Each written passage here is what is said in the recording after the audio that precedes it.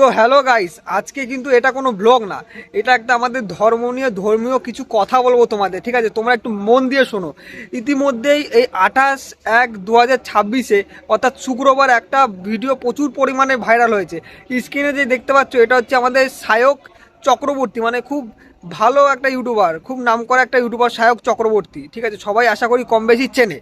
ঠিক আছে, এরা এই সায়ক অর্থাৎ এই সায়ক শুক্রবার নাকি পার্ক স্ট্রিটে একটা ভালো ব্র্যান্ডেড রেস্টুরেন্টে বা হোটেলে, যাই হোক কিছু একটা হবে, পার্ক স্ট্রিটে একটা রেস্টুরেন্টে মানে ডিনারের জন্য দাঁড়িয়েছিল রাত্রেবেলা। তিন বন্ধু মিলে, বুঝতে পারলে, তিন বন্ধু মিলে পার্ক স্ট্রিটে রাত্রেবেলা ডিনারের জন্য দাঁড়িয়েছিল।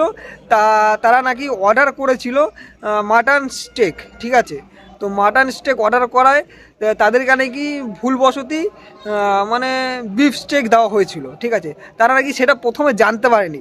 ঠিক আছে, আমি এখানে একটা কথা বলবো, তারা জানতে পারেনি কারণ তারা নাকি খেয়ে নিয়েছিল সেই মাটন স্টেক ভেবে।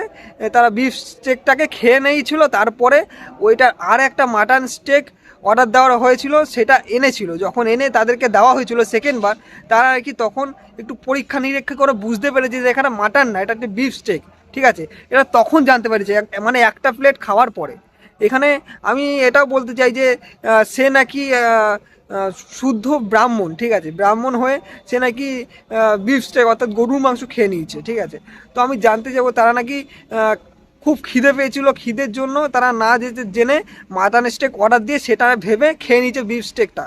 তারা পরে সেটা জানতে পেরেছে। তো আমার এখানে বলার একটাই কথা যে তারা একটু সতর্কভাবে খেতে পারতো। তাদেরকে যখন দেওয়া হয়েছিল জিনিসটা, তাদের পক্ষেও একবার দেখা উচিত ছিল বা জিজ্ঞাসা করা উচিত ছিল এটা মাটন স্টেক বা বিফ স্টেক।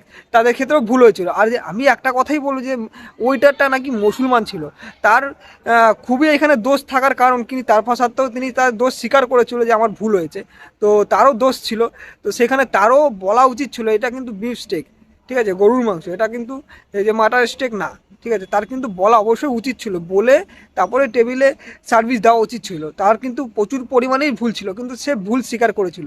তারপর যে আমাদের এই সুবিধা তর্ক বিতর্ক হয়েছিল, যাই হোক সেটা আমার মেন বক্তৃতা না। আমার মন বক্তব্য হচ্ছে যে আমরা বাঙালি হয়ে কেন যে একটা বাঙালি একটা মুসলিম ওইটা কেন বাঙালিকে বিফস্টেক দেবে? সে জানে বিফস্টেক বাঙালিরা খায় না। ঠিক আছে, সে অবশ্যই জানে, তারপরেও কিন্তু সে ভুল করে ভুলবশতই দিয়েছে, আমাদের ধর্মটা নষ্ট করার জন্য হয়তো দিয়েছিল। যাই হোক, তো আমি ধর্ম নিয়ে ভেদাভেদ করতে চাই না। যাই হোক, সে হয়তো ভুল করে দিয়ে দিয়েছে, তারও কিন্তু বলে দেওয়া উচিত ছিল যে টেবিলে যারা বসেছিল তারা বিফ স্টেক অর্ডার দিয়ে যে মাটন স্টেক, তার কিন্তু প্রচুর পরিমাণের ভুল ছিল। কিন্তু যারা খেয়েছে তাদেরও একবার দেখা উচিত ছিল। তাদেরকেও কোনো দোষ দিচ্ছে না, তারা হয়তো খুবই ক্ষুধার্ত বা খিদের জ্বালায় খেয়ে নিয়েছে প্রথমবারে, পরে হয়তো বুঝতে পেরেছে। অর্থাৎ তোমরা, আমি এইটাই বলার যে কোনো নামি দামি ব্র্যান্ডেড রেস্টুরেন্টে যাও কি না যাও যদি, তো সবার আগে তোমরা যাচাই করে নেবে খাবারটা ঠিক দিচ্ছে কিনা। ঠিক আছে, যেটা অর্ডার দিচ্ছ সেটা পাচ্ছ কিনা, এটাই হচ্ছে আমার মেন বক্তৃতার বলার বিষয়। আজকের জন্য এই ভিডিওটা এইখানে, আবার একটা নেক্সট ভিডিওতে তোমাদের সাথে দেখা হবে খুব শীঘ্রই।